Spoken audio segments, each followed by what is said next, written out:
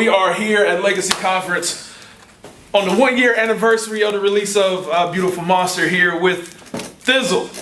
Thizzle, man, thanks for taking the time to kick it with us here, bro. Man, appreciate you guys taking the time to interview me. Yeah, for real. So we're here literally 365, well, it's a leap year, so 366 days from today is when this Beautiful Monster released. What's the response been like? Man, it's been crazy. When I dropped the album, I kind of like my album before that, Chronicles of an Ex-Hustler, was like super hood. So it was like this super hood album with Christian content, and a lot of people. Chronicles of an Ex-Hustler had an amazing response. Like, people embraced it. They passed it on to other people. But you still had some people that were like, it's just so hood. It's just so grimy. But I stuck to my guns because I felt like that's what the Lord called me to do. But with Beautiful Monster, I had the opportunity to kind of fine tune a little bit more what I do. And with Chronicles of an Ex-Hustler, I stuck to one thing. If I felt like doing something out the box, I was like, nah, I ain't gonna do that, because I wanted to be a certain thing. But with Beautiful Monster, when I felt like doing something out the box, like the Beautiful Monster, the title song, I'm like, I'm gonna do it. And I wanted to be super out the box. So just doing it and putting that stuff out and seeing the response was just, it was amazing, man. Like, the album did real well. The people been loving it.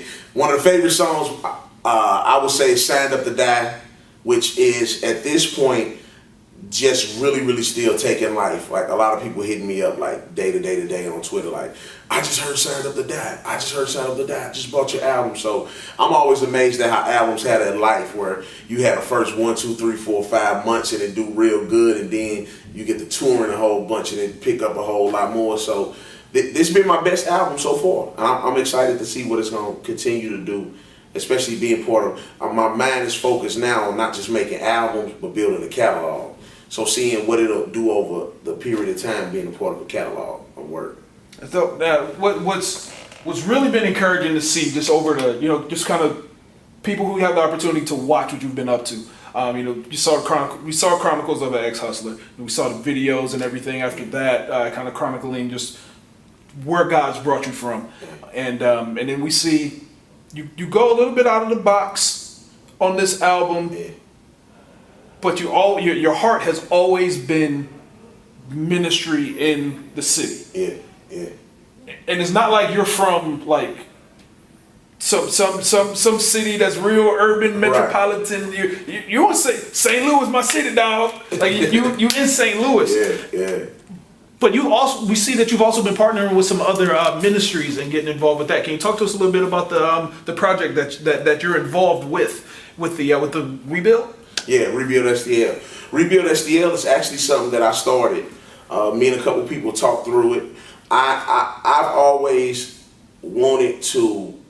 When I came out the streets, I remember the week I got saved, quote unquote, and I was just in the house for like 3-4 days, and I came outside and I was sober for the first time in probably like who knows when. So I came out and I was sober, and everything was bigger to me. Like, it was like I had been in jail or something. So I'm riding.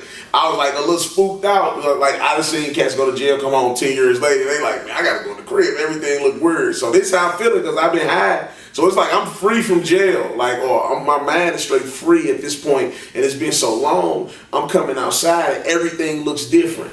And I remember going to the hood and sitting up, and I saw this crackhead like that I normally would be served, and she came walking past me, and because I was sober, I saw her in a whole different light. I saw her, she looked straight dead to me. I looked around the hood on the ground, and I saw trash, and I saw all of this stuff, and I'm looking, and it just clicked inside of me for the first time. It said, you part of the problem. Like, you are part of the problem. You supposed to be helping build this stuff back up. So from that point, when I first came out the street, I always wanted to be involved in like building my city back up, building my neighborhood back up. And I think that week right after that, when I felt that way, I actually ended up going and taking some money and buying like a whole bunch of trash bags and I went around the hood, like on every street in my neighborhood, and I was like, look, I'm finna drop y'all off these stack of trash bags. I want y'all to go from one end of the street to the top of the street, fill it up with all the trash you see, and leave it out till I come back and see you throw it away. When y'all done, we gonna meet at the park, we gonna crack the fire hydrant open, and I'm gonna have all food and snacks, and we gonna kick it. So the kids like, bet.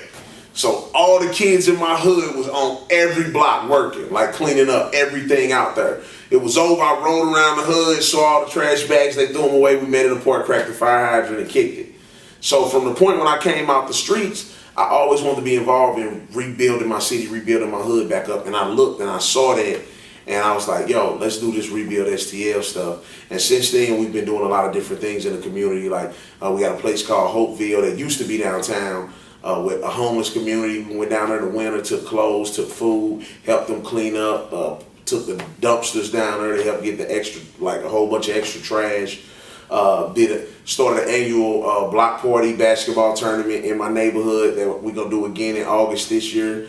Going out there with food and all of that stuff, you know. So doing juvenile stuff, school stuff, just being whatever we can do to be involved in rebuilding the city versus turning it down. So that's what Rebuild STL is. That's dope. And you partner with other churches as well, because I know noticed Darren Patrick has been involved. And Darren Patrick with the Journey. I've worked with Mission St. Louis, that they have a little bit, like far as their programs, but I also work with Plant St. Louis, which is a church planting network. A guy named Darren Casper and Jason, we call him Jay-Z. This guy named Jason, they do Plant St. Louis, Plant Midwest. I work with them. I work with Send from North American Mission Board. They part of St. Louis. So I work with this church plant community on just ways of like being involved, like with helping with church plants and everything else in St. Louis. So that's real dope. That's real dope to see. It's not just on the track talking. We need to do something in the city. The city need the gospel. It's let's go do it then. Yeah. For Christmas, like me and my kids, man, I talked to my kids last year at the beginning of the year. And right after Christmas, like, and they had like a bunch of stuff, and we talked, and I'm like, man, we've been blessed enough to be in a position where y'all get stuff y'all want all through the year. I was like, so Christmas not about toys and gifts for us anyway. So I told the kids, I said, man, let's next year, why don't we do this? The behavior's right, grades right, all year you get what you want anyway. I said, let's next Christmas, we take whatever we were gonna do for ourselves and then some, and go give it to somebody else that don't have stuff like us. So kids like, bet. My wife's like, bet. And last year Christmas, we went, man, and went to my old neighborhood. We loaded my truck up full of toys, went to my old neighborhood, man, and just went around passing out toys, man. Like knocking on the doors of the people that I know in the hood who doing drugs, and kids wasn't gonna have nothing, and just passing toys out, man. And that's my thing. Like music is a means to get me to the place. You know what I'm saying? Like Robin Hood. You know what I'm saying? Like I love doing music. I love going and getting the opportunity to tour and see all kind of places and sell albums. But for me, it's like Robin Hood. It's like whatever I get, I'm trying to take back to the city, because I know they don't have it. So that's my whole mission. The music is not the end of the means to me. Like if I wasn't doing music, I'd be doing something else that create revenue to take money back to the city. Now on that, with back to the music, even with the popularity that you've had, with the first the Chronicles of an Ex-Hustler, and especially after the I Hate You video blew, Beautiful Monster stretched the platform a bit more. Have you noticed that the platform has stretched even a bit more since appearing on Church Clothes? Because you had a lot of people, even Prop was just in the hallway, talking about your verse on APB. Yeah. What's the response been like since then? Have you noticed that it's gone up, or was it more? It was already a home for you in that spot. I would say like realistic with stuff like I Hate You with the video. Like when I dropped the I Hate You video and it went to all the mainstream blogs, and even on Rapzilla, everywhere else, the South, everywhere that it went. When the video dropped, it was crazy because I noticed something that happened. Like, I remember my Twitter, like the week that the video dropped, and I looked 1 minute, and the next day I looked and I had like 1,500 more Twitter followers, like in like a day and a half. So people flock to it. Like now today I still have dudes that hit me up like, man, this beep tight. And I look like, who is this guy? I don't even know where he saw it at.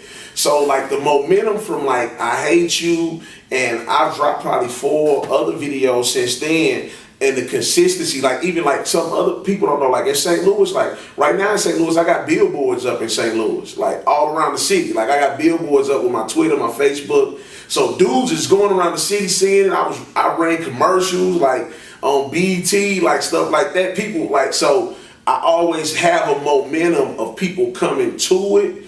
So it's always growing. When I did Church Clothes, I did see the Lecrae fans start coming.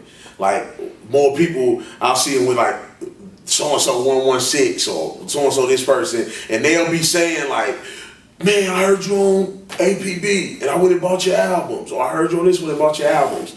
So that, yeah, it have been like that kind of good look. I had a couple industry cats that Cray worked with, like follow me, you know what I'm saying, hit me up, like, man, I heard what you did on this album, blah, blah, blah. But like for the most part, it's been a consistent momentum. But that's why Cray put me on the song, because he even see the momentum that I have. I see the momentum he have, he see the momentum I have. He see we got the same goal. And it's like the same thing with me. Like I rock with cats that I like, that I see got the same goal. And so it did give a big boost to what I was doing. But the momentum just already been there. Like since I Hate You, it's been a constant build of people. But APB definitely was a good look. It was real good look. And I see a bunch of, you see every day I see the so-and-so 116 and the so-and-so this person. It's like, okay, yeah. And they'll point it out. I heard you on. So yeah, it's been a good look. I like the song. It's one of my favorite features I ever done. That's strong. That's strong. So now you mentioned that you like the people that you like to rock with, people that you like. Yeah. One thing that you did with that was you took the platform that you have and started building it for some of the other people you like, and now you've got Full Ride. Yeah. Reconcile 83, and this girl named Tina Carter from St. Louis. Probably the most visible that people seen out of the whole situation is Reconcile. I remember I first heard this dude, and it was just like, I'm like, who is this dude? I saw him do a video, and I saw the video, and I was like, the video was so grimy, I'm like, don't nobody do stuff like this with me. So I'm like, who is this dude? And I went and looked at it, and I was like, oh, this tight. And then I started watching him. Like, I just started following him and watching what he was doing from a distance. And I'm like, this dude consistent. So over the course of probably a year, I seen dude just on the indie grind put out 4 or 5 videos. You know what I'm saying? Like where he just getting them posted, he posting them on his YouTube, he grinding, like he's working hard. So I had the opportunity to go do a show at his church. And he actually wasn't there, but the people from the church was like, man, I want you to talk to this dude from my church. But I'm telling them like, man, I need y'all to hook me up with this dude, Reconcile. They like, that's the dude we want you to talk to. So I'm like, I've been looking to get with him anyway. So they gave dude my number, we exchanged numbers, talked. 4, 5, 6 months later, I'm like, bro, realistically, I want to work with you. And so, man, we started working, and dude banged out the free mixtape of Band and Hope, and it's been going crazy ever since. Like, I love it. Like, I love his stuff. I love what he's doing. With 83, for 83, it was always me and him worked good together anyway. Some of my favorite songs I have with 83. And they just be instant, where I could send him something and say, I need you to do this, and he send it back, and I'm like, oh, like, this crazy, you know? So 83 was kind of a no-brainer. And the girl Tina, it was, I seen her in St. Louis and somebody said this girl can rap. And I was like, yeah, whatever. And they like, no, she can rap. So I'm like, let me hear you rap. And she spit. And I'm like, oh, she can rap. Then I'm like, that's tight. But I kind of like brushed it off. Then I saw her somewhere else. And they was like, you just mixed this girl, killed it. So I'm like, who? They like, her. I'm like, I heard her rap. She can't spit. And I'm like, let me see what she did. They showed me a video. And she rocking it in this room, like just off the top of the head. And so I'm like, man, I want to hear some of your songs. And she came and met me and did like 4 songs for me. And I was like, yo, I got to work with this girl. So I'm definitely looking forward to her stuff. We're gonna have a single on her like real soon coming out, and working on some other stuff. Probably a free album like the Reconcile stuff to put out real soon. So Now, is there going to be a full ride music? Yeah. We got some stuff in the works. We're gonna do a full ride. Look, probably we might give out a little gift or something here and there. You know what I'm saying? We're gonna be working on some full ride stuff like in the mix, man. 83 got a couple singles on the way. I've seen the tweets about that. Yeah, he got a couple singles. They already recorded. We getting them mixed, everything right now. So he got a couple singles on the way. Some good stuff. I think people gonna like it, man. I think people gonna love it. Yeah. So the next project coming up, the next full project coming up is Free from the Trap, November 20th, right after the Unashamed tour. So I'll be on the Unashamed tour with Reach Records from October to November 18th. Then November 20th, the album dropped the Tuesday after. I got this track that's, all I'm gonna say is I'll let the people decide.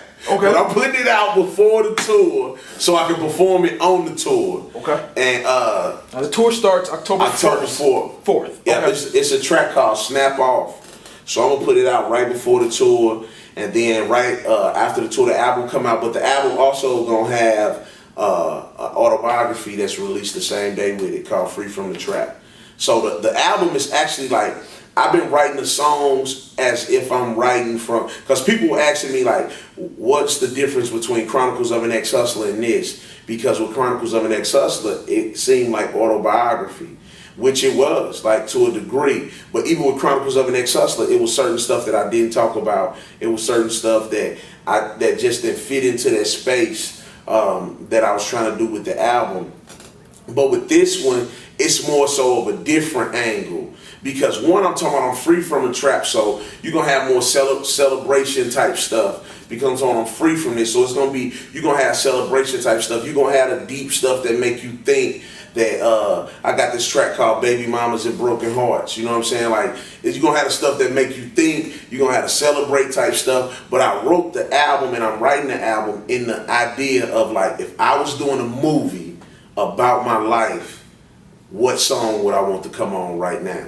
So I've been thinking about the album like, if this was a movie and then I was talking about this the song I would want to pop on. So I've been writing the album like that, like it's a straight soundtrack. So people gonna be able to get it and enjoy the album without the book. But once you get the album and you read the book, it's gonna give you a whole nother like, cause it's gonna trigger those points where it link at like, dang, that happened. Because there's certain stuff like, if I'm talking to one of my cousins from the hood and I'm like, man, you remember so-and-so did so-and-so to do and we was right here. And dog knew. But for average Joe Blow, they don't know that. But when you read the book, it's going to be like, you're going to get introduced to my cousins, you're going to get introduced to stuff that's happened, and it's going to bring it in full circle like a movie. What I want to do, and I'm working on right now, like I want to, after the album out in like January, February next year, like straight shoot a mini movie.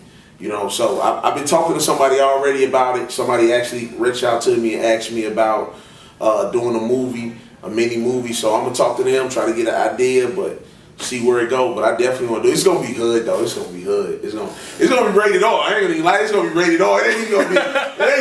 It's gonna be rated R. Like it's gonna be rated R. Ain't gonna be no sex, like wild and out, like crazy stuff. But it's gonna be rated R. Like it's gonna be rated R. So it probably be like M for mature or PG-15. But it's definitely gonna be hood.